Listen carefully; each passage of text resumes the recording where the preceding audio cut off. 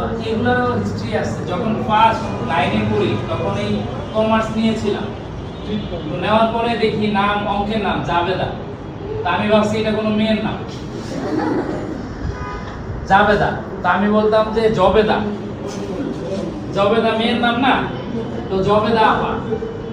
তো আসলে তখন বুঝতাম না যে লেনদেন লিপিবদ্ধ করে, এরপরে আবার ওটার মধ্যে লিপিবদ্ধ করে, এরপর আবার ডেবিটে ভাগ করে, ক্রেডিটে ভাগ করে, এটা আসলে কি।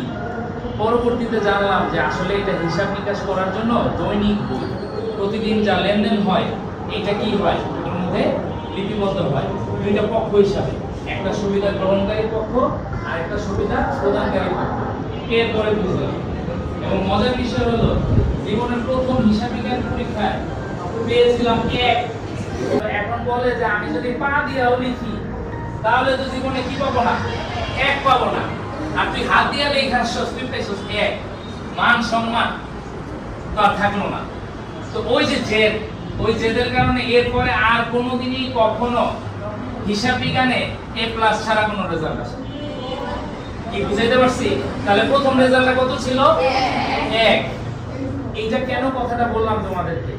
Failure is the pillar of success. আমরা প্রায় কথাটা শুনি না, এটার বাস্তব প্রমাণ আমি।